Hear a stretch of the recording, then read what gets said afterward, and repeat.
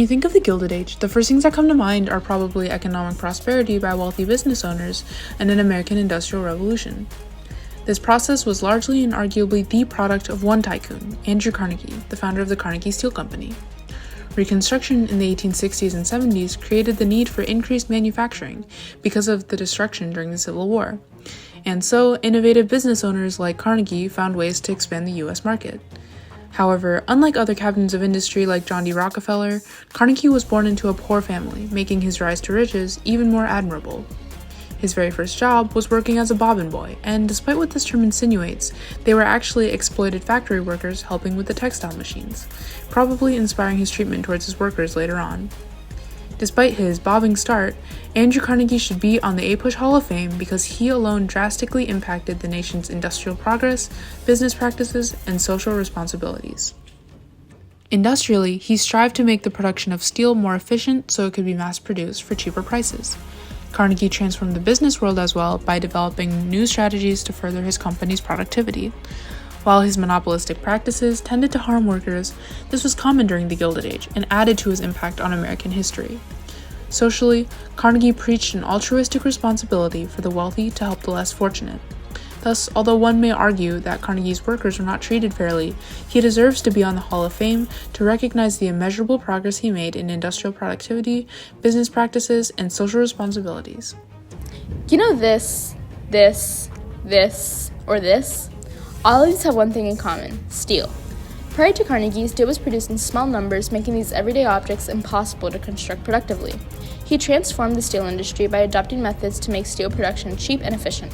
For instance, he adopted a process invented by Henry Bessemer, which allowed steel to be produced from iron faster, cheaper, and more accessible to others, further expanding the market.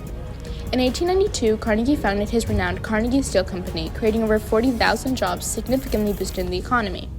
By the 1890s, the Carnegie Steel Company was already the largest and most profitable steel company in the world, allowing the U.S. to overtake Britain in industrial productivity.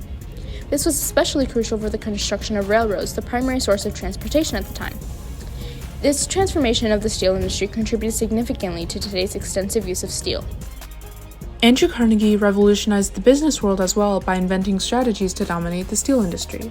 The first example of this was his practice of vertical integration. This made his corporation more efficient and cost-effective since he could control every step of steel production. Horizontal integration was also arguably the most aggressively used by Carnegie. This process had the same goals of vertical integration, and combined, these practices promoted Carnegie's monopoly by allowing his steel company to dominate. However, due to these practices, many Americans viewed him as a robber baron.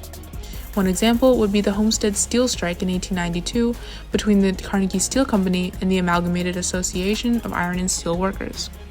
Carnegie gave permission to his operations manager, Henry Frick, to slash his workers' wages. For better or for worse, the nation functioned the way it did because of Carnegie's practices. So it is more reasonable to say that he established the nation's capitalistic tendencies for future generations. For example, the government's practice of laissez-faire, being essentially the basis of capitalism, was a reaction to these captains of industry. In conclusion, his treatment of workers cannot discredit all the progress he made in the nation by advancing the U.S.'s industrial and business worlds. Carnegie was known not just as a captain of industry, but also as a philanthropist, demonstrating his side of altruism and his ability to care for the less fortunate in society. In 1889, Carnegie published Gospel of Wealth, describing the moral obligation of the wealthy to help the lower class. He donated over $350 million to charity, mainly focusing on libraries. Throughout his life, he helped build over 2,500 worldwide, demonstrating his global outreach as well.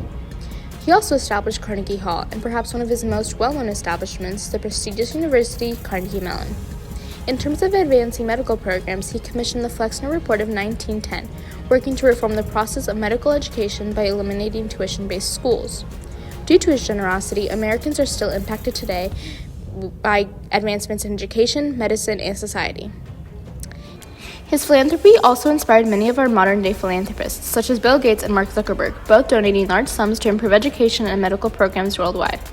Andrew Carnegie deserves a spot in the APUSH Hall of Fame because of his immense impact on multiple aspects of American society. Without his contributions to business practices, the U.S. would not be the dominating power it is today in global markets. And due to his donations, we were able to advance education and social welfare drastically.